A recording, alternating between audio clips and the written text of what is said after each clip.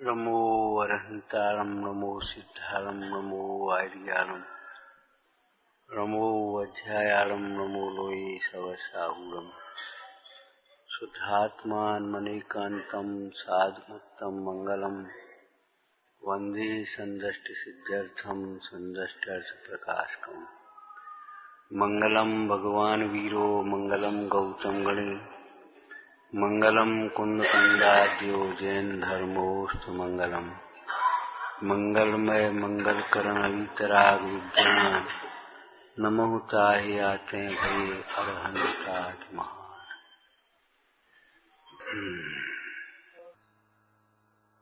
भगवान आत्मा परम ब्रह्म स्वरूप है। परम ब्रह्म परम ब्रह्म परमात्मा परम ज्योति गुणखान।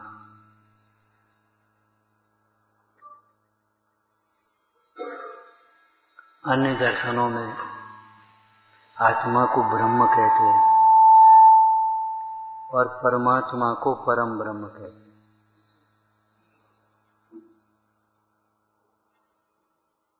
जैन दर्शन में आत्मा परम ब्रह्म स्वरूप है।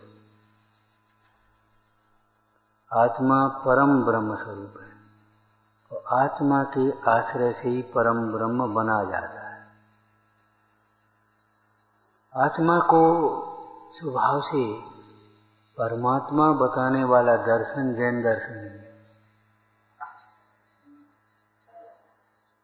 जैन दर्शन का ये मूल सिद्धांत है।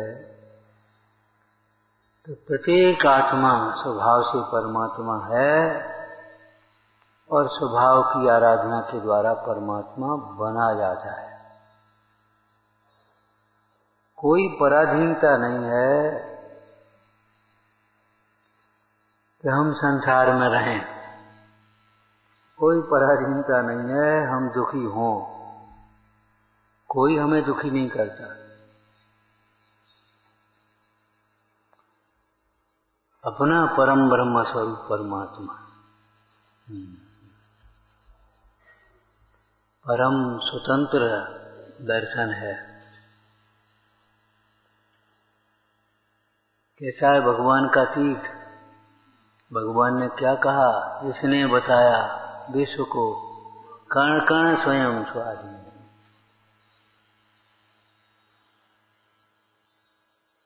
द्रव्य एक एक द्रव्य स्वतंत्र, एक एक गुण स्वतंत्र सर्वथा नहीं। समझना, एक एक द्रव्य स्वतंत्र, एक एक गुण स्वतंत्र और उनकी एक एक परिणति स्वतंत्र। पहले चर्चा की थी। देश स्वतंत्र का मतलब क्या है? भारत देश स्वतंत्र है तो स्वतंत्र का मतलब क्या है? यहाँ के शासन प्रशासन में किसी दूसरे का हस्तक्षेप नहीं है। मैत्री संबंध तो है। स्वतंत्र देशों में भी मैत्री संबंध होते हैं ना।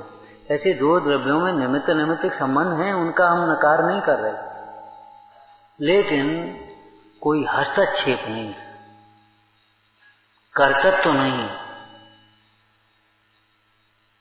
कोई ऐसा प्रभाव नहीं है तुम ऐसा नहीं कर सकते। परतंत्र पराधीनता नहीं।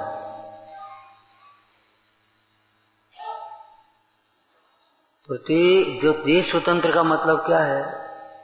देश की एक छोटी सी इकाई भी स्वतंत्र है, यही तो लेना चाहिए। जैसे देश स्वतंत्र का मतलब ये तो नहीं है राजधानियां स्वतंत्र, एक एक गांव स्वतंत्र है अचेतन में। ऐसे ही देश स्वतंत्र का मतलब इकाई राष्ट्रपति से लेकर के सामान्य बालक भी स्वतंत्र। ऐसे ही वस्तु स्वरूप स्वतंत्रता का मतलब क्या है? वस्तु स्वातंत्र का अर्थ क्या है? भगवान स्वतंत्र हैं और संसारी भी परतंत्र हैं, ऐसा नहीं। प्रत्येक द्रव्य स्वतंत्र है, चेतन भी स्वतंत्र है और अचेतन भी स्वतंत्र है। उनका एक एक गुण स्वतंत्र है और एक एक परिणति स्वतंत्र है। उसमें दूसरे का कर्तव्य नहीं है, हस्तक्षेप नहीं है, प्रतीक्षा नहीं है। कोई अवरोध नहीं है।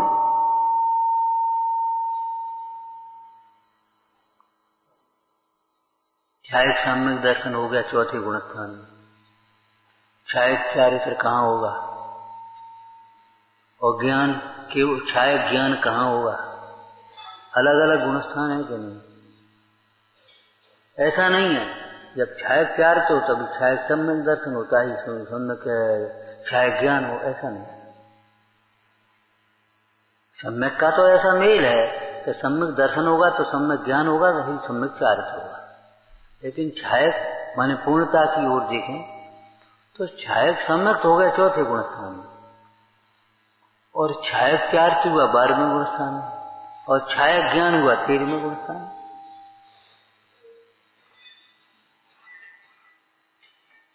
देखो गुणों की स्वतंत्रता, देखो परिणमन की स्वतंत्रता।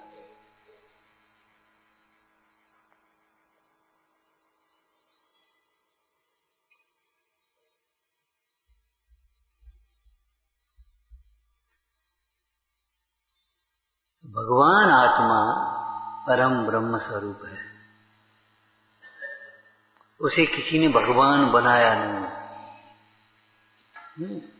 अथवा हम दूसरे भी अर्थों में कहें, भगवान का अर्थ लोग स्वामी क्या समझते हैं। भगवान का अर्थ स्वामी, लेकिन वह किसी दूसरे का भगवान नहीं है, दूसरे का स्वामी नहीं।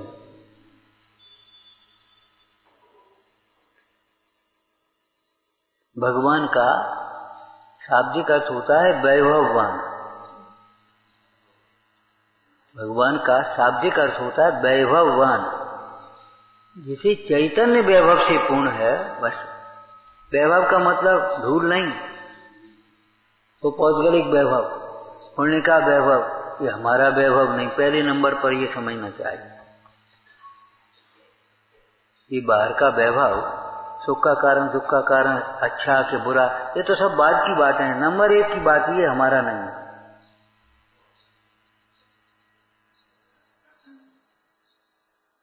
वैभववान, परंतु ये बाहर के वैभव की बात नहीं है। स्वामी दूसरे का स्वामी नहीं है। जो दूसरे का स्वामी हो तो उसका भी कोई स्वामी होगा, लेकिन नहीं, न दूसरे का स्वामी है और न इसके भगवान पने को कोई मिटाने वाला है। तुम्हें नहीं पूजना, पूजा नहीं करनी, मत करो। उन भगवंतों की पूज्यता पर इतना भी अंतर नहीं है। पुजारी कम रह गए, पुजारी अधिक हो गए, कोई फर्क नहीं, निरपेक्ष है। भगवंतों की पूज्यता इन पुजारियों की पूजा से बिल्कुल निरपेक्ष है। इसलिए भगवान के लिए पूजा मत करना, व्यवस्था के लिए पूजा मत करना, अपने परिणामों की निर्मलता के लिए, अपने प्रभुता का स्मरण करने के लिए, अपने वैराग्य को बढ़ाने के लिए पूजा करना।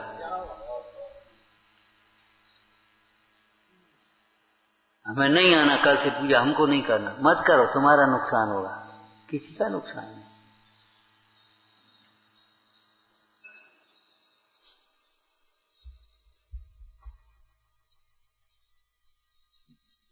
बृहद द्रव्य संग्रह की टीका में इस ब्रह्मचर्य को स्वतंत्रता से जोड़ा है।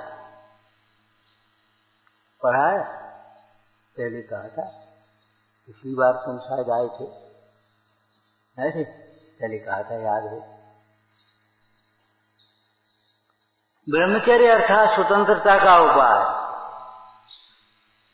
क्योंकि इंद्रियों की जो अधीनता है वो सारे जगत की अधीनता का है। आपने पढ़ा होगा, जो विषयों के दास हैं वे सब जग के दास, और जे विषयों से उदास हैं सारा जग उनका, सब जग उनको दास। तो परिभाषा क्या की ब्रह्मचर्य की? स्वतंत्रता की प्राप्ति के लिए गुरु स्वरूप आत्मा में लीन होना, ब्रह्म स्वरूप में लीन होना, वह ब्रह्मचर्य है। काय के लिए? स्वतंत्रता के लिए। ब्रह्मचर्य रहोगे तो स्वतंत्र रहोगे, और नहीं तो परतंत्र। कहाँ जा रहे, कब आओगे, क्या कर रहे हो, ऐसे कैसे काम चलेगा, क्या पहन लेते हो, ये ऐसे पहन के चाहे कहीं नहीं जा पाओगे, चल देते पहन करके।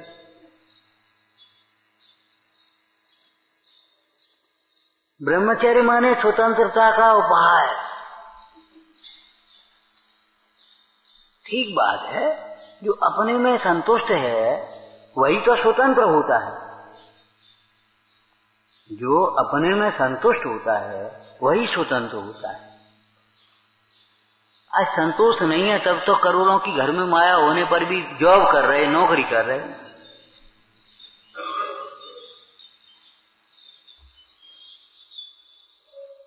वहां 18-18 घंटे काम करना पड़ रहा है, रात दिन माने कोई विवेक नहीं, खाने पीने का ठिकाना नहीं। अरे वो अपने घर से थोड़ी देगा, हम आपको बार बार समझा रहे, ये अच्छी चीज नहीं।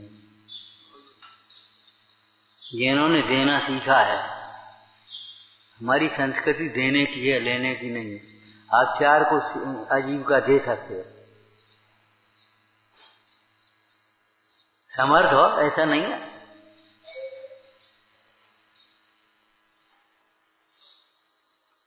विचार करो, दाल रोटी खानी है और दाल रोटी खाने की फुर्सत नहीं है घर पे बैठ करके। सवेरे 6 बजे और 8 बजे चल दिए, और वो उन्हें 3-3 घंटे जाने आने में, और 8 बजे वहां से लौट रहे, कभी 11 बजे लौट रहे, कभी 7 बजे लौट रहे, कभी। अब वो क्या करें, एक टाइम नहीं मिल पाता, वो फलाना नहीं होता, क्या करें, लात मारो, त्याग करो, ऐसा हमें नहीं करना। फिर क्या करेंगे, अरे इतना पुण्य का भरोसा नहीं, तो इतनी बुद्धि का भरोसा नहीं, तुम्हें क्या करोगे, चाहे कुछ कर लो, बनिए के बेटे हो लौकिक में।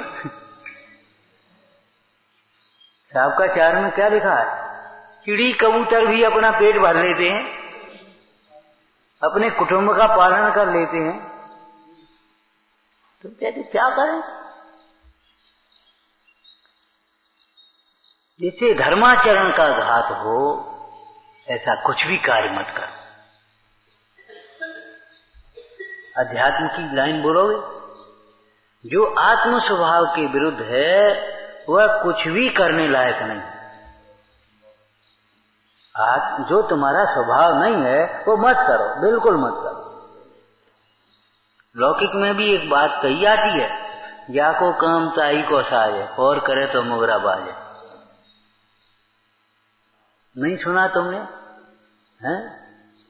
एक कुत्ता था, धोबी के यहाँ गधा भी था। अब वो गधे को अपने घास पास डाल दे, कुत्ते की उपेक्षा करता था, डंडा मार देता था।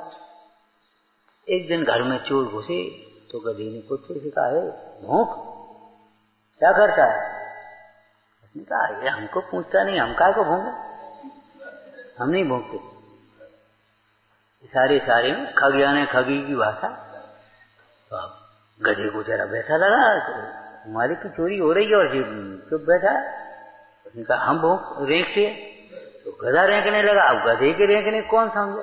अब वो कुमार था, गहरी नींद में सोया, तो उसकी नींद उठी थी, और ले करके मुगरा उसने कपड़े पीट वाला, और 4 से जमाए। आधी रात को सब सो रहे और रेंक रहा है। अभी कुत्ता भौंके तो नहीं, भाई क्या बात है, कोई चोर वोर तो नहीं। तो वो कहावत बन गई, जिसका कार्य उसी को साजे, और करे तो मोगरा बाजे। सही बात है, आप अपने काम करो तो अच्छा लगेगा। ज्ञाता रहे तो अच्छा है, और ज्ञाता करता बने तो क्या होगा। ज्ञाता रहेगा तो आनंद में रहेगा, प्रतिष्ठा होगी। और ज्ञाता न रह करके अपने को कर्ता मानेगा, कर्तव्य तो ऊपर ला देगा, क्या होगा।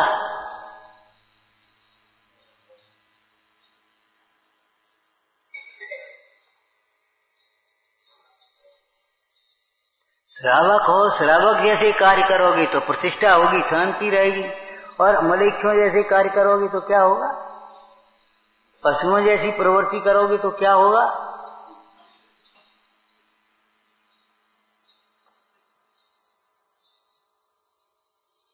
उत्तम क्षमा के प्रसंग में आचार्य पद्मनंद ने लिखा, हे साधो, तुमने 3 लोक का चूड़ामणि निर्गंथ मार्ग अंगीकार किया है। अज्ञानी जो कुछ करते हैं सो करते, तुम्हें निर्गंथ होकर के क्रोध करना इससे तो नहीं है। अज्ञानियों का काम क्रोध करना स्वभाव नहीं है, लेकिन अज्ञानियों का काम क्रोध करना है। तो तुम्हारा काम समता रखना है। वे अपना काम कर रहे, उन्हें अपना काम करने दो, तुम समता रखो, बस काम खत्म हो गया। ये मोह करना अब शोभता नहीं। पड़ोसी के मकान को अपना मकान मानना, मैं हड़पने की नियत रखना, ये शोभता नहीं।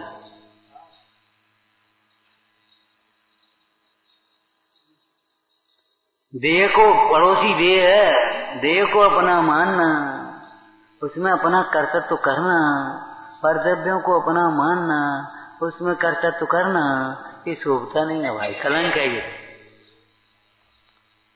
समझ गए? ब्रह्मचर्य माने बोलो स्वतंत्रता का उपाय, परम सुख का उपाय।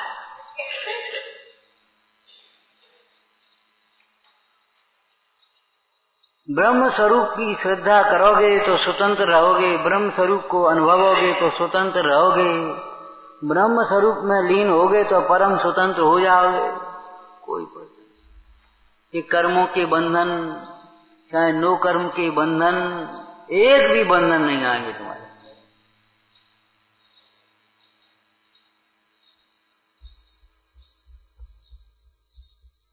लौकिक क्षेत्र में भी बेड़ी कहते हैं, तन काराग्रह वनिता बेड़ी। तो वनिता बेड़ी का मतलब क्या है? तुम राग से बंधे हो तो वो निमित्त है, राग नहीं हो तो वो क्या बांधे? बनता बेड़ी क्या? बेड़ी माने बांधने वाली नहीं, बेड़ी माने अपने अपराध से बंधे तो निमित्त है, गवाह है, साक्षी है, तुम अपराधी हो। किसी के हाथ में बेड़ियां हैं, हथकड़ी बेड़ी पैर में बेड़ियां पड़ी हो, हथकड़ियां लेनी हो, ले जा रहा हो, तो ये कोई अपराध किया है। अपराध का की साक्षी है ना, तो ये बेड़ियां तुम्हारे राग की, अपराध की साक्षी हैं। वस्त्र तुम्हारे वासना के राग के साक्षी हैं, जिन्हें वस्त्रम विकार वेष्टनम। जब विकार नहीं होंगे तो वस्त्र नहीं होंगे, निर्गंध सा है। साक्षी है, निमित्त दिखा रहे, प्रकट कर रहे हैं।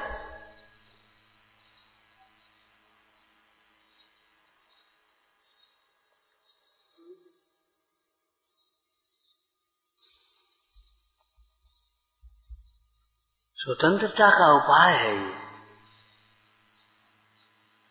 अर्थात सुखी होने का उपाय। स्वतंत्रता माने सुख, परतंत्रता अर्थात सुख। तो परम सुख का उपाय है ये। इन भगवंतों को, इन मुनीश्वरों को देख करके यही तो सीखने की बात है, यही देखना है। दर्शन करे आए, करे आए। क्या दर्शन करे आए? एक स्तुति पढ़े आए, अर्घ चढ़ाया है, धोख दे आए। ये कोई दर्शन है? ये कोई दर्शन है? दर्शन करे आए, देखे आए, क्या देखे आए? बिना विषयों का जीव सुख, बिना संयोगों की प्रभुता, स्वाभाविक स्वतंत्र जीवन।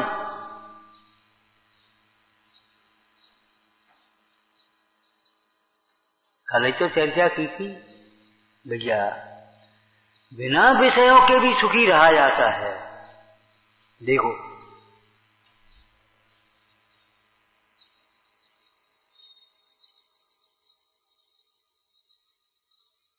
निमित्त नैमित्तिक संबंध को बताने वाले व्यवहार नय से भी अगर कहें तो विषयों का त्याग निमित्त है सुखी होने में, विषय निमित्त नहीं है। विषयों की त्याग दुख का कारण। विषयों की प्राप्ति और विषयों में प्रवृत्ति। और फिर आगे चलो, विषयों के छूटने पर विषयों की याद आए। विषयों पहले तो अभिलाषा, फिर प्राप्ति, फिर उसमें प्रवृत्ति, और फिर भी छूटना, छूटेंगे ही, संयोग भी होगा छूटना, और फिर उनका स्मरण होना। इनमें से कौन सा सुख रूप है बोलो? विषयों की अभिलाषा होना और विषयों की प्राप्ति के लिए आए दुखम गए दुखम दिगर्थम दुखभाजनम। आने में भी दुख, रहने में भी दुख, समारोह में दुख, छूट जाए तो महादुख, हाय लुट गए, हाय बर्बाद। रोएगा कौन? दुखी कौन होगा? जो उसमें सुख मानेगा।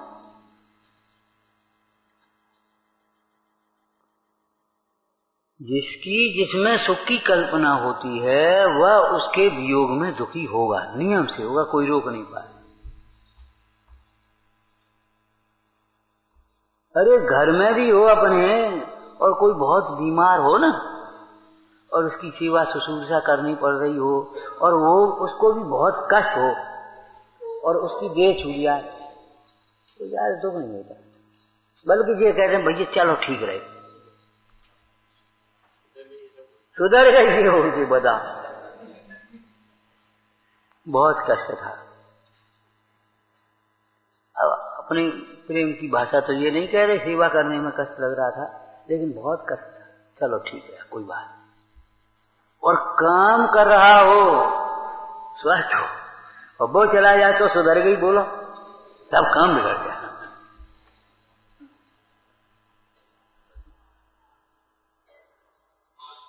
सुख की संयोगों में सुख की कल्पना ही वियोग में दुखी करती है। संयोगों में सुख की कल्पना अर्थात मोह, यही तो वियोग में दुखी करती है। अरे वियोग में दुखी करती है, संयोग को की कल्पना संयोग के काल में भी दुखी ही करती है। देखो संयोग का परिणमन संयोग के काल में भी सर्व प्रकार से तो तुम्हारे अनुकूल नहीं हो सकता। सर्व प्रकार से अनुकूल हो जाए बिल्कुल नहीं होगा। उसमें भी दूसरे पदार्थ का दोष नहीं है, तुम्हारी कल्पना ही इतनी है, असंभव कल्पना, वो हो ही नहीं सकता।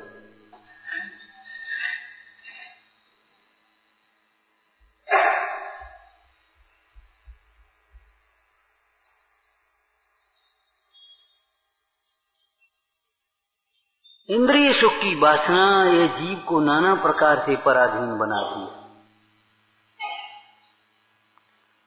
परिग्रह की चाह से नाना प्रकार से पराधीन होता है। अतीन्द्रिय सुख में तृप्ति ये जीव को स्वतंत्रता की ओर ले जाए। इंद्रिय सुख के लिए आपको कुछ चाहिए, सबसे पहले तो मोह चाहिए। उसमें एक सुख की कल्पना चाहिए, अगर कल्पना नहीं है तो नहीं आप कर पाओगे, कुछ नहीं कर पाओगे।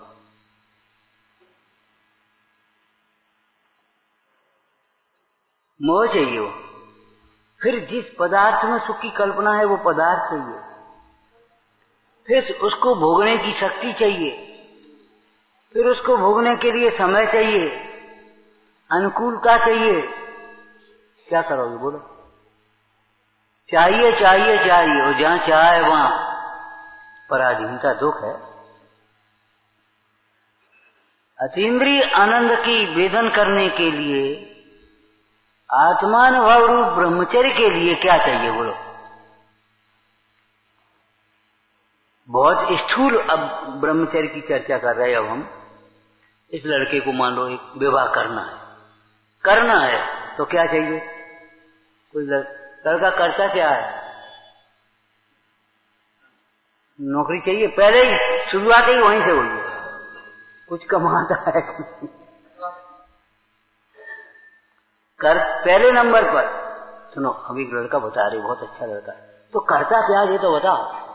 तो कुछ नहीं करता, स्वाध्याय करता रहता, धर्म ज्ञान करता रहता है, किसी विवाह शादी में नहीं जाता, कुछ नहीं करता। भैया तो कहा करने, हमारी लड़की क्या करेगी? बोला कोई तैयार हो रहा है? अगर आप अपनी ओर से पहल भी करो, उस लड़की का विवाह कर, लड़की क्या करेगी? क्या करोगे विवाह करके? धर्म ध्यान करने दो उसको। वो तो महीना महीना चला जाता है सत्संग समागम में, वो घर में भी रहता नहीं। वो आलू नहीं खाता, ये नहीं खाता, वो नहीं खाता, बाजार का तो छूता ही नहीं है कोई चीज।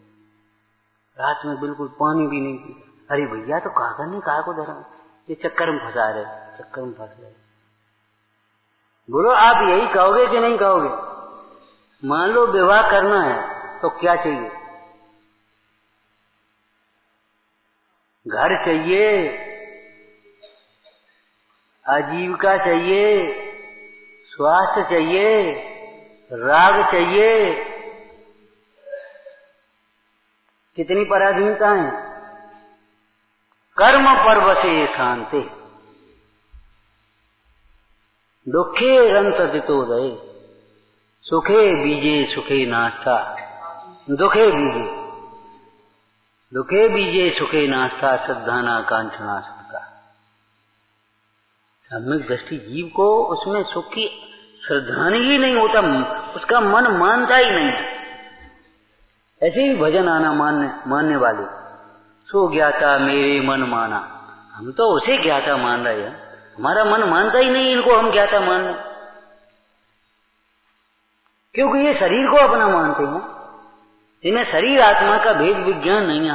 हमारा तो मन नहीं कहता। तुम कहते हो ठीक है, बहुत बड़े विद्वान होंगे भाई, हम कुछ नहीं कह रहे, लेकिन ये देह को अपना मानते हैं, परदेव को दुख सुख का कारण मानते हैं, परिग्रह में मूर्छित हैं।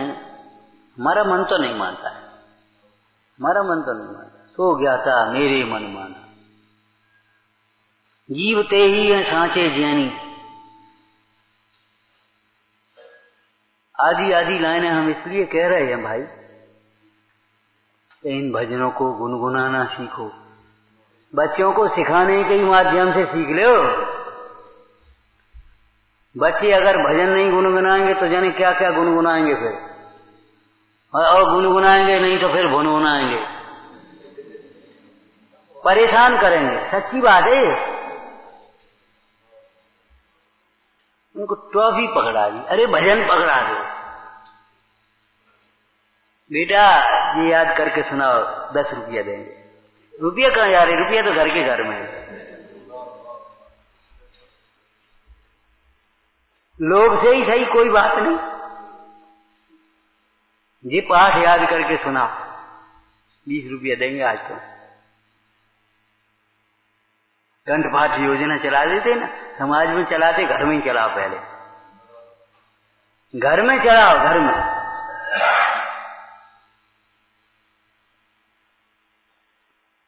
जीव ते ही है सांचे ज्ञानी, जिन राग द्वेष त्यागा वह सदगुरु हमारा।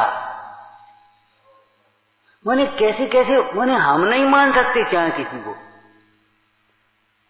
तो विचारना कि माने करने, जहां विवाह करने की बात आई तो कितना करना करना करना करना आ गया, कितनी चाह, कितनी फरमाइशें आ गई। घर चाहिए, आजीविका चाहिए, स्वास्थ्य चाहिए, समय चाहिए, शक्ति चाहिए, अकल चाहिए, और कितना एडजस्टमेंट चाहिए, कितना दबाना पड़ेगा आपको, कितना एडजस्टमेंट। और ऐसे ऐसे लोग व्यवहार आपको सहन करने पड़ते जो आपका बिल्कुल मन नहीं कहता, वो जाना पड़ रहा है, क्या करें, मजबूरी है। वो साहब वो फलाना नहीं रहा, वो फलाना नहीं रहा, वो सब जाना है। बिल्कुल अपने पास समय नहीं है, शक्ति नहीं है, तबीयत खराब है, लेकिन कुछ भी हो वो जाना है।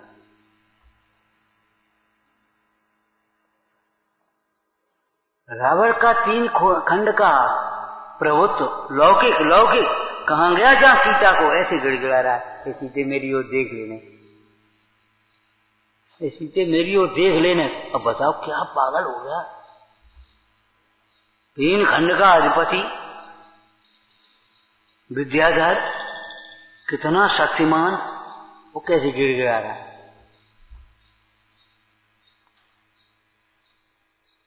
इसलिए ये ब्रह्मचर्य को स्वतंत्रता और सुख से जोड़ना। लेकिन जो ब्रह्मचर्य परम स्वतंत्रता रूप है, परम आनंद रूप है, वह ब्रह्मचर्य कोई कल्पना नहीं है अज्ञानियों की। बस शादी नहीं करी तो ब्रह्मचारी हो गए, अब शकल देखो तो बिगड़ रही है। मैं कहूँ ने कछु नहीं पूछी सो मुंह खराब कर लो।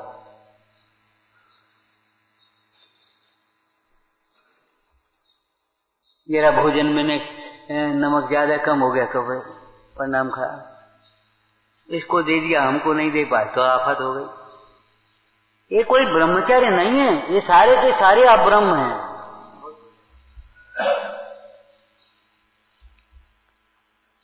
ब्रह्मचर्य का घात करने वाला केवल वेद का ही परिणाम नहीं, मोह से लेकर के क्रोध तक, मोह क्रोध मान माया लोग, वेदांत, वेदांत वो वेदांत नहीं, वेद है अंत में जिसके, वो सारे के सारे परिणाम घातक हैं। ये कसायों से पराधीन होता है। प्रवचन सार जी में स्वयंभू गाथा है, स्वयंभू आत्मा भगवान स्वयंभू 16 नंबर की गाथा, षटकार की स्वतंत्रता, उसमें नीचे लिखा है, टीका में पढ़ना। बोलो क्या लिखा है। निश्चय से पर द्रव्य के साथ इस जीव का कारकता का संबंध नहीं है। कारकता का संबंध समझ गए होंगे। ये करता है, मैं कर्म हूं, ये मेरा साधन है, मैं इसका साध हूं, मेरा इसके लिए हूं, ये मेरे लिए है, ये इसका सुख मेरे में से, मैं इसका सुख, मेरा सुख इसमें से, आधार है, आधेय है, अपादान है। ये माने पर के साथ कारकता का संबंध निश्चय से जीव के साथ नहीं है। जीव का पर के साथ कारक पने का संबंध नहीं है। फिर भी यह जीव सुख के लिए परद्रव्य की ओर देखता है, यह पराधीन होता है। पर में सुख का साधन मानता हुआ जीव व्यर्थ पराधीन होता है। ये लिखा, व्यर्थ पराधीन होता है।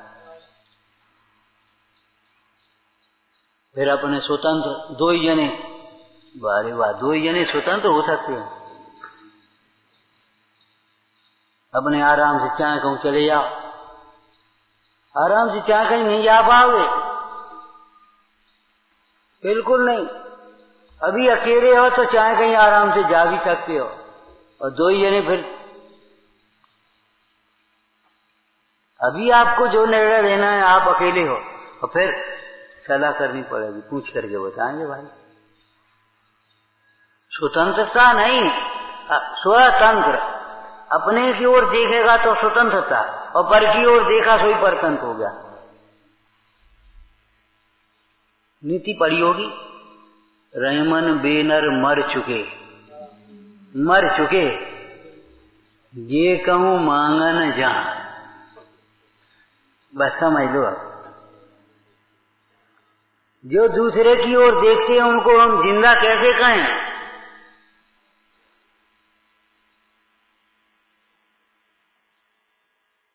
हो गए बस, जहां हृदय में अभिलाषा हुई, दुखी हो गया। रावण को किसी ने दुखी। आत्मा की बात तो अलौकिक है, लेकिन बाहर में भी 3 खंड का वैभव, हजारों रानियां पूरी जहां की ताथी, वो एक आध कम तो नहीं हो गया कुछ? एक आध अंगूठी भी गिर गई हो कहीं तो बता। रावण का जितना भी उसका वैभव था बाहर का, वो अभी कम तो कुछ नहीं हुआ, और भयंकर दुखी है।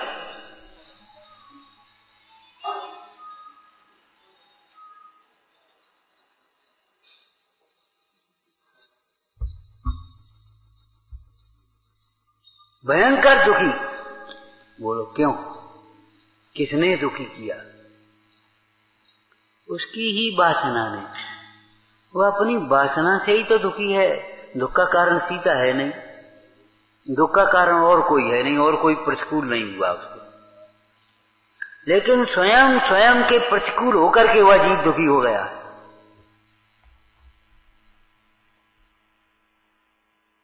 इच्छा दुख का लक्षण है। इच्छा कहो, चाह कहो, अभिलाषा कहो, वांछा कहो, एक ही बात है। जहां ये जीव ने पर की ओर देखा, समझ लो बस मरण।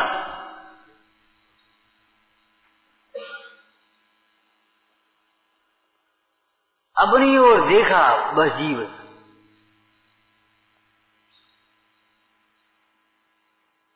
जीव सत्ता की ओर से देखा जाए दार्शनिक क्षेत्र में तो सभी जीव हैं। लेकिन ध्यान रखना, मिथ्या दृष्टि को क्या जीव कहें हम? क्या जीव कहें? जो स्वयं को जीव नहीं माना उसको क्या जीव कहें? जो स्वयं को ही जीव नहीं अनुभव रहा उसको जीव कहें? करोड़ों की माया हो,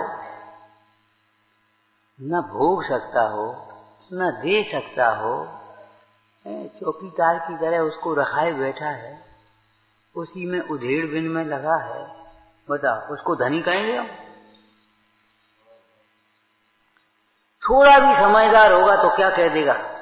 ठीक है, खाए के पैसा वाले, इनसे तो अपन अच्छे हैं, आराम से 2 टाइम रोटी खा रहे, आराम से सो रहे, भगवान की पूजा तो कर रहे, स्वाध्याय कर रहे, मैंने आराम, उनसे तो अपन अच्छे हैं।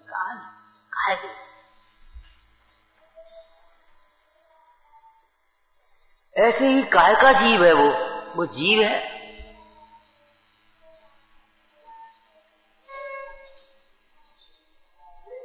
जीव होते हुए भी अपने को स्वयं जीव अनुभवता नहीं है।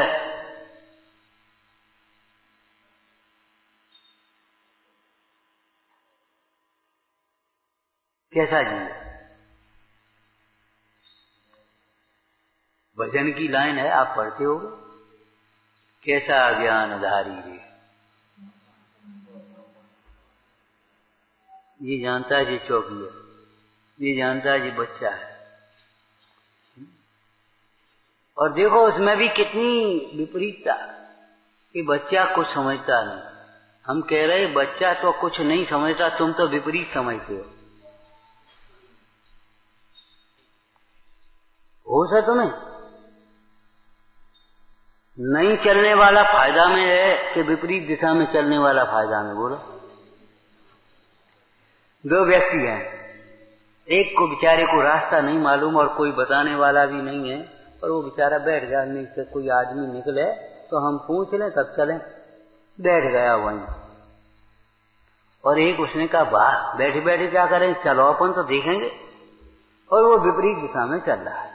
अब बताओ कौन ज्यादा?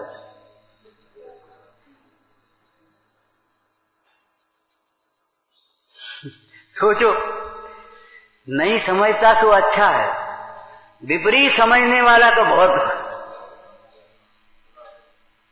अज्ञान से भी मिथ्या ज्ञान ज्यादा खतरनाक है।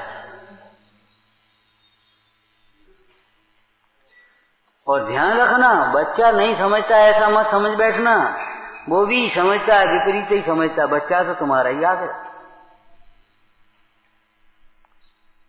वो बच्चा भी विपरीत समझता है, वो भी देह को मैं समझता हूं, ये मैं छोटा हूं, ये मेरा कपड़ा है, ये मेरी माँ है, ये मेरे दादा हैं, ये मेरा भाई है। समझता है कि नहीं समझता? विपरीत समझता है कि नहीं? ये तो नहीं समझता ये सब मेरे नहीं है, और ये तो तुम भी नहीं समझते, उसमें तुम में अंतर क्या है?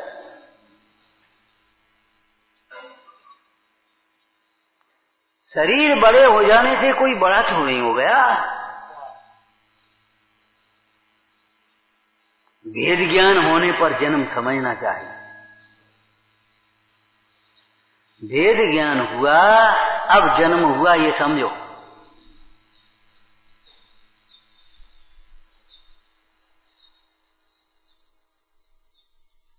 दुखी करने वाली हमारी तो वासनाएं हैं, हमारा ही तो मोह है। अब आज की भाषा में कहें तो हमारा ब्रह्म है, लेकिन हमने इतना संकीर्णता की। एकांत मिथ्या, ये समझो अनेकांत अमृत है, एकांत विष है। अनेकांत अमृत है और एकांत विष है। तो महाराज सम्यक एकांत भी होता है, जहां होता है, लेकिन वो अनेकांत होने पर।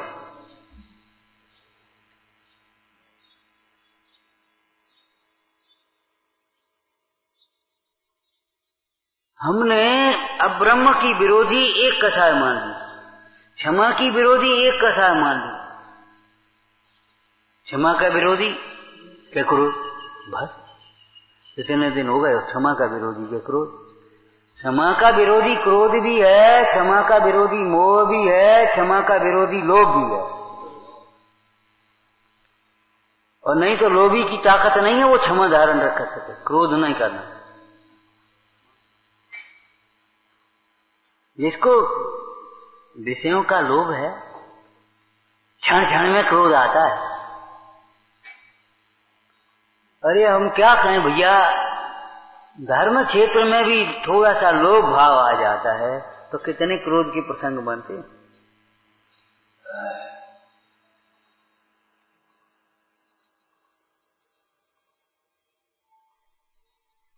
धर्म को थोड़ा बहुत पढ़ करके सुन करके समझने वाले जीव घर में रहें तो क्षण क्षण में कसाय के प्रसंग बने।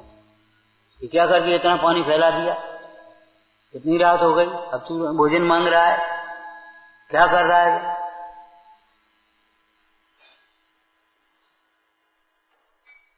भाई जहां विचार करो, क्षमा का विरोधी अकेला क्रोध नहीं है, मोह से क्रोध।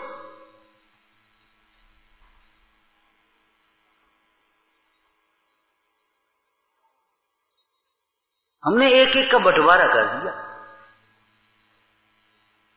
ठीक है, कथन शैली में, चर्चा में ये सब चल सकता है, लेकिन जीवन में कैसे चलेगा। एक अंग शरीर का कमजोर हो और एक और सब अंग पुष्ट हो, ये कोई उपाय बन सकता है।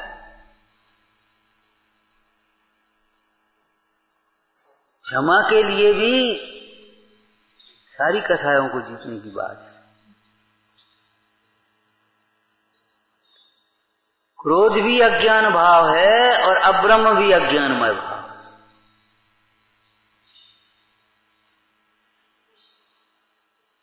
क्षमा भी ज्ञानमय भाव है और ब्रह्मचर्य भी ज्ञानमय भाव। देह को अपना मानने वाला जीव केवल विवाह न करके, अथवा चलो पंचेंद्रियों का भी के विषयों का भी स्थूल रूप से त्याग करके, दया दान पूजा व्रत संयम अपना स्वाध्याय करके, स्थूल रूप से प्रशस्त शुद्ध भाव रूप की क्रिया करके भी यदि अपने को ब्रह्मचारी मानता है तो ब्रह्मचारी है, ब्रह्मचारी नहीं। भ्रम हुआ है तो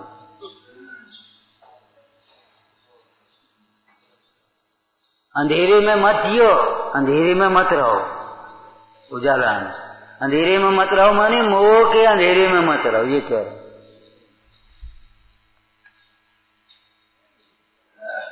ब्रह्मचारी देहाश्रित कर क्रिया आपको मानत, शिवमगचारी रे कैसा ज्ञानधारी है, आपा नहीं जाना तूने कैसा ज्ञान।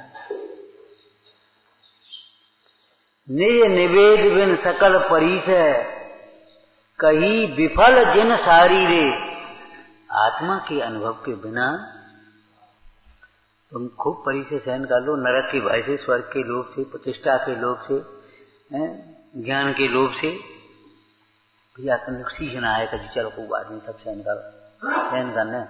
अब पढ़ाई करने अपन को सब सहन करने, भैया अपन को नौकरी करने सब सहन करने। कर लो सहन, कुछ नहीं होना। इसलिए देह से भिन्न आत्मा के अनुभवन को ही ब्रह्मचर्य कहा है। आत्मा ब्रह्म स्वरूप हो गया। कैसा आत्मा?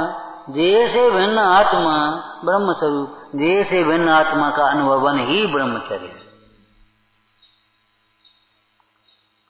और बाह्य ब्रह्मचर्य इसी के लिए है। और यही उपदेश आपको पूजा में पढ़ा दिया गया है। शील बार 9 रात हो गया ब्रह्मचर्य। इससे बड़ा ब्रह्मचर्य क्या होगा?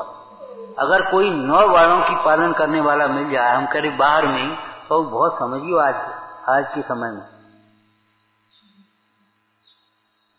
ब्रह्मचारियों में 9 वारों का पालन करने वाला भी अगर मिल जाए तो बहुत समझना। अपनी अपनी कल्पनाओं में फिर रहे हैं और कुछ नहीं है। बुरा लगता है।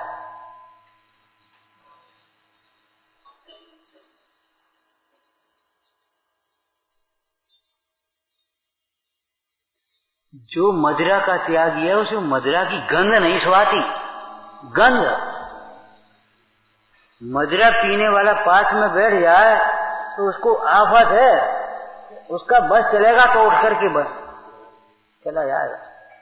अब बिल्कुल रिजर्वेशन की भरी गाड़ी बैठी है, टीटी सर हमारी सीट बदल दो। भाई अब हम क्या कर सकते हैं, बोलो। अब तो बहुत बैठा भला चला जाए, लेकिन सिर दर्द करने लगा उसका। क्या समझते हो? ब्रह्मचारी को इन लौकिक जीवों की संगति अच्छी नहीं लगती, सुहाती नहीं है। कहां पड़े, क्या हो रहा? 9 बाणों का पालन करने वाला भी मिल जाए तो समझ लो बहुत है। ये 9 बाणों के पालन पूर्वक ये ब्रह्मचर्य जो होता है ना, ये द्रव्य लिंग है ब्रह्मचर्य का। द्रव्य ब्रह्मचर्य, हम अच्छी भाषा में क्या है ये? द्रव्य ब्रह्मचर्य। अब सोचो आपका द्रव्य ब्रह्मचर्य भी कितना कमजोर पड़ता है।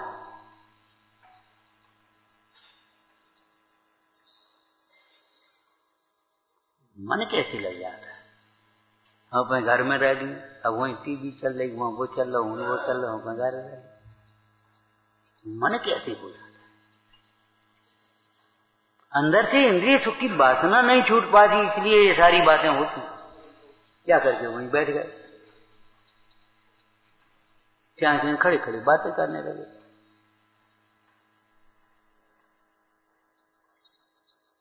कुंद कुंद स्वामी ने अष्टपहाड़ में मुनिराजों के लिए कहा, तो श्रावकों के लिए नहीं होगा क्यों?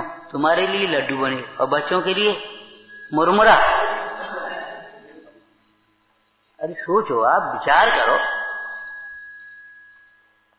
जो लड्डू आप खाओगे वही बच्चा खाएगा। अब वो थोड़ा खा पाएगा, तुम 4 खा लोगे, वो 1 खा पाएगा। लेकिन विचार करो, जो उपदेश मुनिराजों के लिए है वो तुम्हारे लिए नहीं है। जो राग करते नारियों से दूसरों को दोष दें, क्या लिखा? जो राग करते नारियों से। अरे अब प्रशस्त राग की बात तो छोड़ो, हम ये कह रहे प्रशस्त राग के चक्कर में भी मत पड़ो। भला करने की व्यवस्था के चक्कर में मत पड़ो। कोई किसी का भला नहीं कर पाएगा, अपना बुरा हो जाएगा और कुछ नहीं होगा।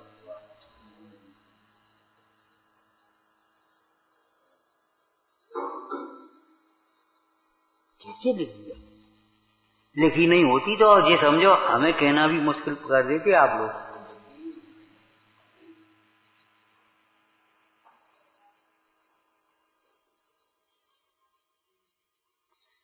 जो राग करते नारियों से दूसरों को, वे श्रवण नहीं। काय के लिए कह रहे हैं? जल्दी मत किया कर, बस इतना ही बोलेंगे हम। आगे हम उनकी ताकत थी, वे बोले थे।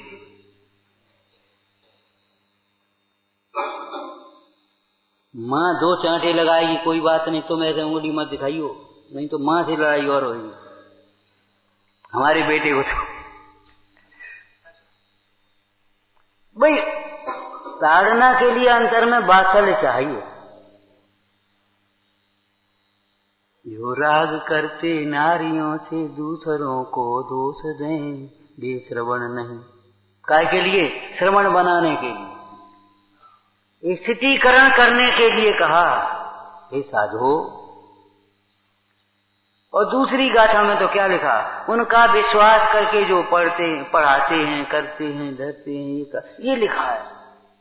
दूसरी गाथा भी पढ़ी होगी, अष्टपहर में से पढ़ना। भैया ब्रह्मचर्य खेल है तो खेल, लेकिन स्वच्छंदता के लिए अवसर कुछ नहीं है, ये समझ लेना। शील बार नौरा, ये द्रव्य ब्रह्मचर्य। लेकिन इतने ब्रह्मचर्य से ब्रह्म कहाँ आ गया इसमें? क्यों भैया 9 वारों की चर्चा करोगे? पढ़ाई नहीं का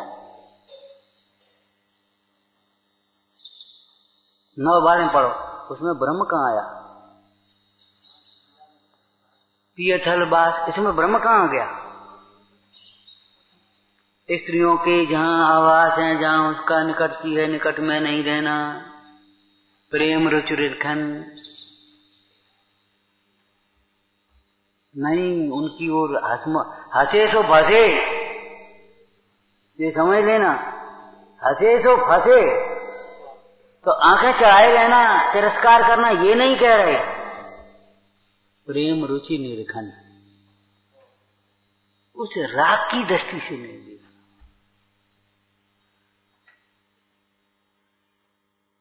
दे परोक्ष भाग है मज। अब परोक्ष में तो मोबाइल चल गए आज,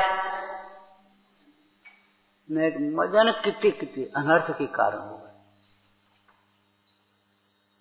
अभी हम चर्चा कर रहे थे तो आ गई, बोले देखो अंग्रेजी भाषा आई है तो भाषा अकेली थोड़ी आई है, संस्कृति आई है पूरी।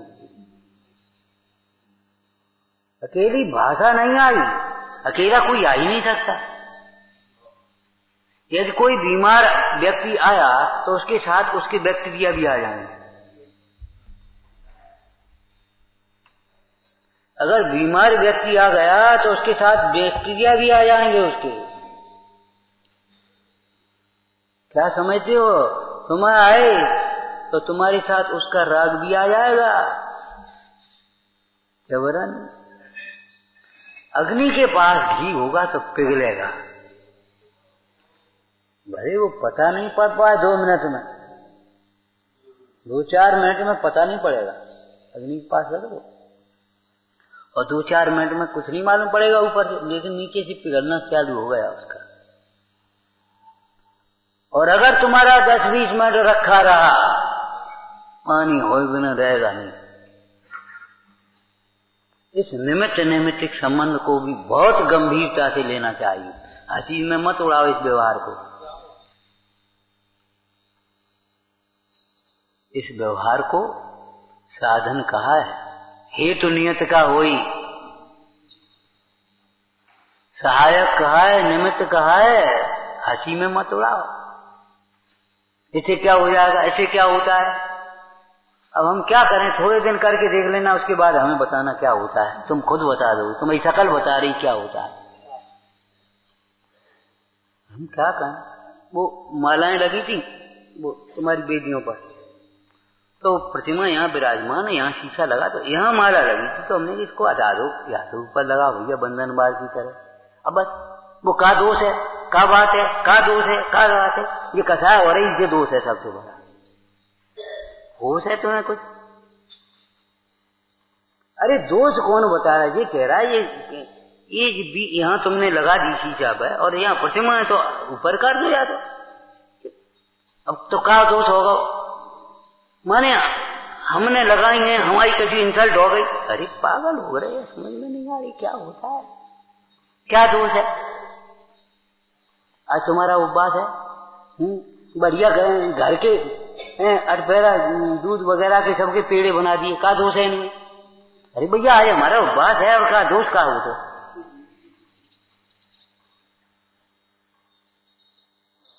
हमसे पूछो तो सही पूछो, इस तरह की बेदियां भी हमको कम पसंद है। भगवान की बात नहीं है, 1-2 बस 3 ज्यादा से ज्यादा बस एकाग्रता हुई, नहीं क्या उपासना बेटा, ठीक है, हम भगवान का अनादर नहीं कर रहे, का दोष है जी मत कहने लगना।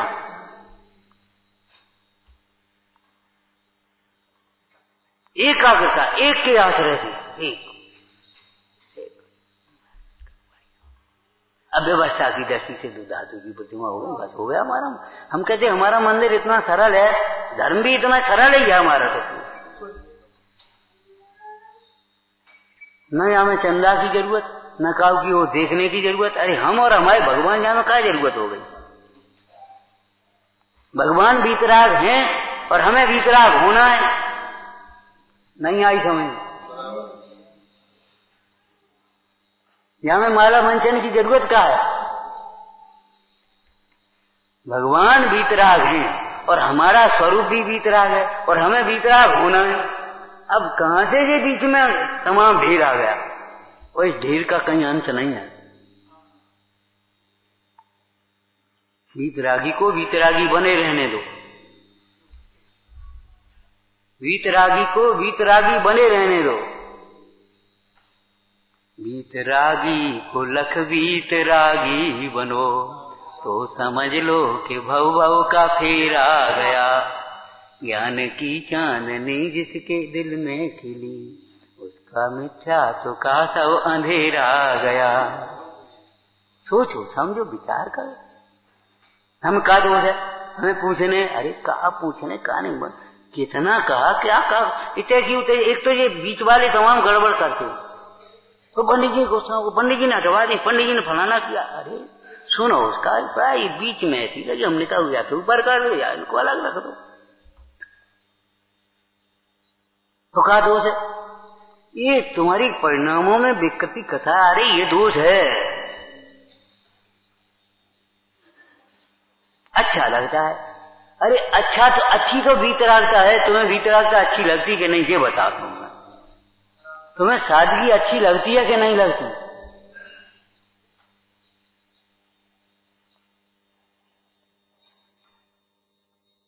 और नहीं तो इतनी प्रतिमाओं में आप एक ऐसे एक देख करके एक बार में दर्शन करके देखो, ऐसे घुमाना पड़ेगा, ऐसा घुमाना पड़ेगा, ऐसा घुमाना पड़ेगा, बोलो।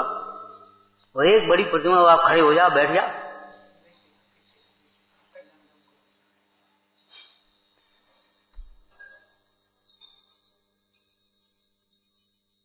अरे भाई तो साहब क्या करें? अरे कुछ मत करो, जो बात है समझने की है समझो। तो साहब हटवा दें कि लगवा दें? अरे हटाने लगाने की बातें नहीं चल रही है। भगवान प्रतिष्ठित हो गए, मेरी प्रतिष्ठित हो गई, बड़े आनंद से किया।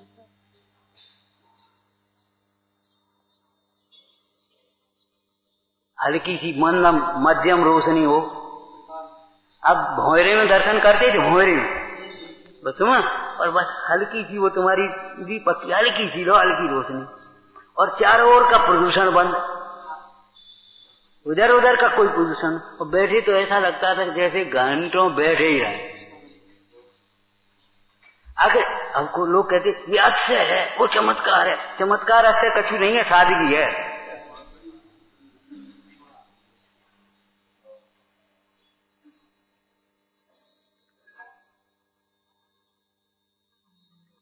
उतनी ही रोशनी करो जितने में दिखे, अंधेरा भी पूरा नहीं हो सकता और अनावश्यक रोशनी भी नहीं होना, बस उतनी आवश्यक है, उतना करो। क्या कह रहे हैं? भगवान आत्मा परम ब्रह्म है। इस बात को तो बिल्कुल गांठ बांध लेना, नहीं तो कहूं के नहीं रहोगे। अच्छा अच्छा कह करके चले गए और कछु नहीं मतलब नहीं। भगवान आत्मा परम ब्रह्म है। उस आत्म स्वरूप की प्राप्ति का उत्कृष्ट साधन, परम सुख का साधन, पूर्ण स्वतंत्रता का स्वाधन ब्रह्मचर्य है। और ये 9 जो कहे ना, क्षमा मार्ग मार्ग, ये तो सब ब्रह्मचर्य के लिए हैं। इनमें परस्पर में कारण कार्य संबंध हमें लेना चाहिए। अकेला हो गया अकिंचन, त्याग का फल अकिंचन, अकिंचन का फल अब क्या करो? अपने स्वरूप में ली। जहां विषयों की गुलामी आई, विषयों में सुख की कल्पना आई, समझ लो बस पराधीन हो गए। कल कहा था ना, फिर आप अपने बारे में सोच ही नहीं पाओगे। ये बच्चा को पढ़ाने, ये बच्चा को क्या करने, या को ऐसे करने, और अब हमें कच करने अपने लिए। और वो तबीयत खराब है, सो डॉक्टर पे जाने, मंदिरों जाने, दर्शन करने, अपना स्वरूप समझने के लिए, याद करने के लिए कि नहीं? अपने बारे में सोच ही नहीं पाओगे। ये सारी कथाएं अपना स्वरूप का घात करने वाली हैं। जब अपने बारे में सोच ही नहीं पाओगे, फुर्सत नहीं मिलेगी, तो बताओ घात तो हो ही गया। घात माने प्रकट न होना, घात माने प्रकट न होना। यही तो कहा था, जल्दी अगर आप उठोगे तो आपको अपने लिए भी थोड़ा बहुत समय मिल सकता है, और देर से उठोगे तो काम तो सब काम करने ही पड़ेंगे। भगवत के नहाओगे, भगवत के रोटी खाओगे, और भगवत करके ऑफिस जाओगे, या स्कूल जाओगे, दुकान जाओगे, भगवत करके दर्शन करने आओगे, और जब भगोगे फिर अपने बारे में सोचने का, अपने लिए कुछ सोचने का फुर्सत ही नहीं। सबसे पहले अपना घात है। क्या दोष है साहब?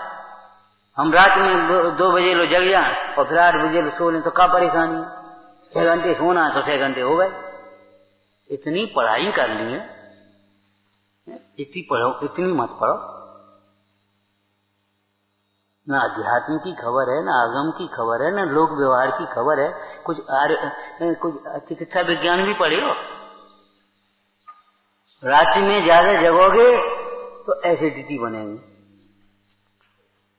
रात्रि में फिर भोजन भी करोगे रात में, वो पाचन नहीं होगा सूर्य के उदय के बिना। तुम बाहर को शरीर के मोही हो, तो हम शरीर की ओर से ही बता रहे। क्या दोष है, क्या परेशानी है? और सवेरे का वातावरण, सवेरे का तुम 8 बजे उठोगे, 8 बजे तक तो तुम्हारे पिताजी की पूजा स्वादे सबरो हो जाए, और तुम कहोगे अब क्या करें, अब टाइम नहीं, अब देर होगा, अब मंदिर आज नहीं जा रहे। इस जीव को क्या करें? दोष भी दिखता है तो दूसरे में दिखता है, इसमें क्या दोष है, इसमें क्या दोष है। अरे उसमें दोष मत देखो, यहां देखो, हमारा राग है, वही दोष है। राग की तीव्रता वही दोष है। राग बढ़ना यही दोष है, राग का पोषण यही दोष है। और बाद बाकी दोष तो दोष है ही है। अब हम क्या करें? एक दोष यहां खड़ा हुआ मुफ्त में नहीं आते। विषय भोग दिखते बहुत सरल हैं, सुखमय लगते हैं, लेकिन बहुत महंगे हैं और बहुत कष्टकारी हैं। काठ को छेदने की शक्ति वाला भौरा कमल में मरता है, पत्ते को छेद करके नहीं निकल पाता। इसमें ब्रह्मचर्य अनुव्रत की एक कथा है धर्मामृत में। धर्मामृत में सम्यक कथा, सम्यक की और सम्यक के 8 अंगों की और 5 व्रतों की कथा है। तो उसमें ब्रह्मचर्य अनुव्रत की कथा है। राजा का राजकुमार, विवाह हो गया। बसंत अपनी क्रीड़ा करने के लिए उद्यान में राजा लोग चले जाते, जंगल में, बाग में, वहां पेड़ के नीचे अपने बैठा। स्त्री सो गई, उसकी पत्नी सोचा चलो घूम के आए, उसको वहां लिटा दिया और घूमने चला गया। तो एक सेनापति अपनी स्त्री के साथ बैठा था और वो तीर चला करके वो पेड़ से फल तोड़ करके उसको दे रहा था। तो उसको बड़ा अचंभा लगा, बोली ये विद्या सीखने लायक है, ऐसी धनुर्विद्या सीखने लायक है।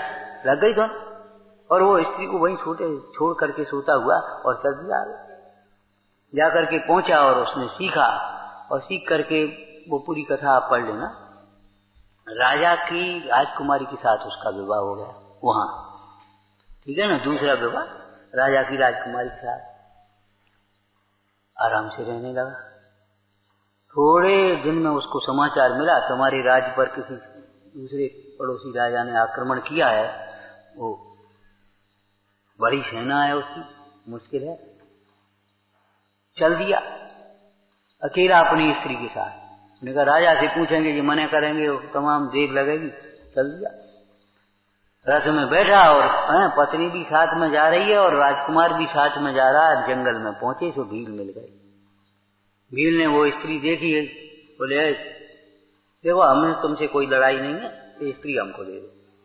ये तो हम लोगों की सरदारों के भोगने की चीज, तुम ये क्या बकता है। युद्ध होने लगा। युद्ध होने लगा तो भील की शक्ति के आगे जंगल उसी का जगह है और उसी की सेना तो बेचारा थोड़ा सा कमजोर पड़ने पड़ा। वो राजकुमार थोड़ा कमजोर पड़ने पड़ा। ऐसा लगा कि अब जीतना मुश्किल है। स्त्री ने देखा ऐसा लगता है पति का जीतना मुश्किल है और पति के मतलब मरण के बाद मेरे ऊपर ये बलात् प्रयोग करेंगे, मेरे शील भंग की चेष्टा करेंगे। इसलिए उतर करके रथ से वो उतरी और उतर करके ऐसे चल दी जंगल की ओर। समझ में आया ना। वो स्त्री ऐसे चल दी और उस स्त्री को देखने में लग गया कौन, वो भील सरदार ऐसे, और तब तक उसने तीर मारा, गले में लगा, मार दिया। ये तुम्हारी भोगों की वासना है, हमारी शक्ति को छीन करती है। शक्ति का घात करता है, पुण्य का घात करती है। धर्म के घात की बात तो अलौकिक है। कुछ आयुर्वेद भी पढ़ ले तो आप पता पड़ जाए आपको, ये जो विषयों की जो प्रवृत्ति है वो धातुओं को छीण करने वाली है।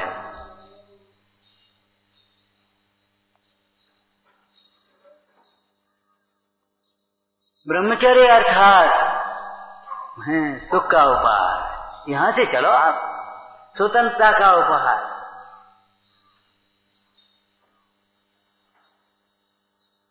शील बाढ़, उसके लिए ये शील बाढ़ हैं। अब इसमें ब्रह्म कहां से आ गया जब बताओ। स्त्रियों से भाषण करना, गरिष्ठ आहार नहीं करना, स्त्रियों से भाषण नहीं करना, स्त्रियों के संघर्ष संसर्ग में वहां नहीं रहना है, और क्या नाम, गरिष्ठ आहार नहीं करना, भरपेट भोजन नहीं करना, श्रृंगार नहीं करना। इसमें ब्रह्मचर्य कहां से आ गया बोलो। अभी ब्रह्मचर्य तो नहीं आया ना।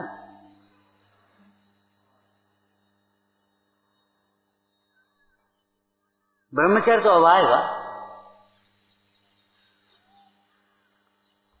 बेंचें लग गई, ये लग गया, वो लग गया।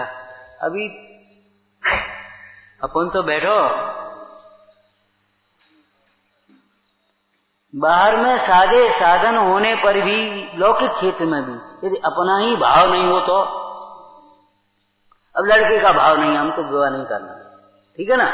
वो लड़की धर्म रुचि वाली है, बहुत सुंदर है, बहुत पढ़ी लिखी है, वो 50 लाख देंगे, वो फलाना करेंगे, वो मकान तुम्हें दे देंगे, वहां बंगला दे देंगे, वहां दिल्ली बम्बई में। अरे भाई जब हमारा भाव ही नहीं तो अब करेंगे ये सब।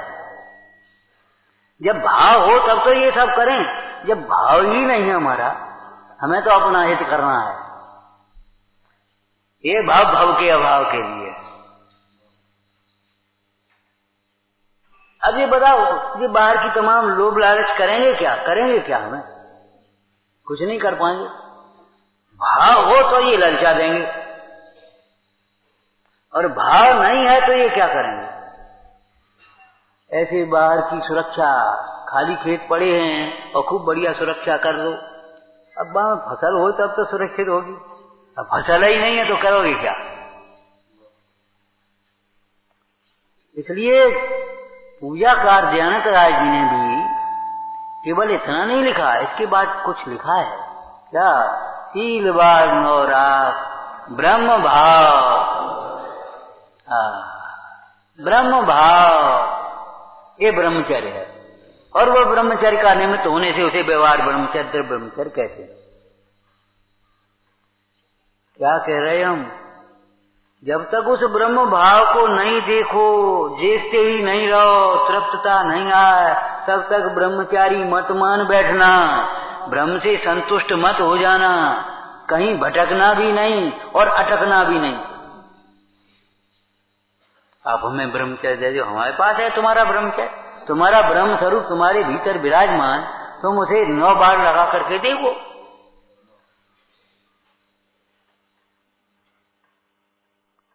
आचार्य कुंद स्वामी ने नियम सार जी में कह दिया, अरे किसी को इतनी कोई चीज मिल जाए, उठाता है और ले जाता, अकेले में खोल कर देखा जाए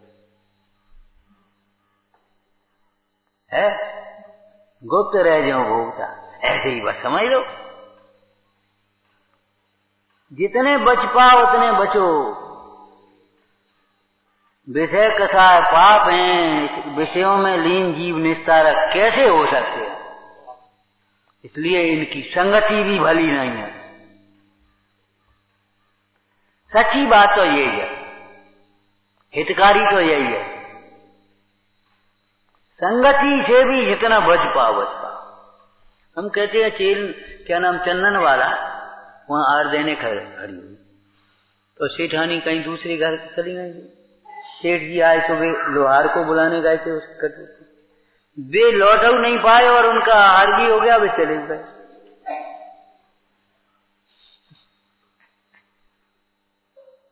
अब ने बैठ लें फिर बातें कर लें, सब पागल हो गए। धर्म चर्चा, अरे धर्म चर्चा बस उतनी बहुत है, दवाई उतनी बहुत है।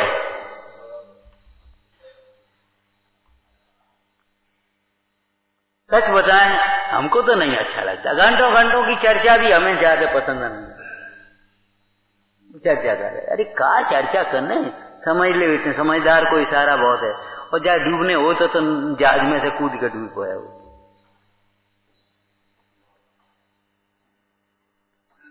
स्वतंत्रता की प्राप्ति के लिए क्या सुंदर परिभाषा की। स्वतंत्रता की प्राप्ति के लिए ब्रह्मचारी स्वतंत्र है और विषयों के में सुख मानने वाला जीव अनेक प्रकार से परतंत्र है, कदम कदम पर परतंत्र।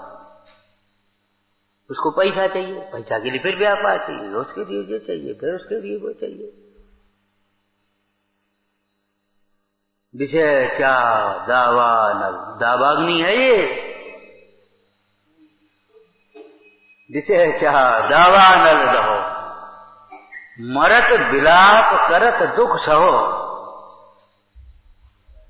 इसलिए उत्तम पुरुष तो वे ही हुए हैं, भोगों को नहीं स्वीकार किया, दूर ही से प्रभुवर छोड़ दिया, हो बाल यति दीक्षाधारी। मैं करूं भावना, वंदना के साथ भावना, अभावना के साथ पुरुषार्थ, अकेली वंदना नहीं। वंदना काय के लिए, वंदे तद्गुण,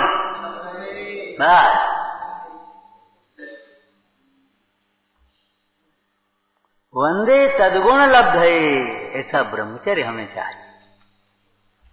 हे प्रभु ऐसा स्वरूप है, ऐसी स्वरूप लीनता हमारी हो बस, और हमें कोई अभिलाषा नहीं, विचारना।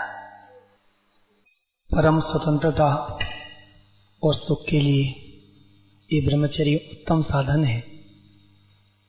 और मंगल वचनों को सुनकर के चित्त ललचा रहा हो तो अवश्य ही अष्टमी, चतुर्दशी, पर्व के दिवस, तीर्थ क्षेत्र, इन सब अवसरों पर ऐसे रत्नों को अवश्य ही संग्रहित करना है।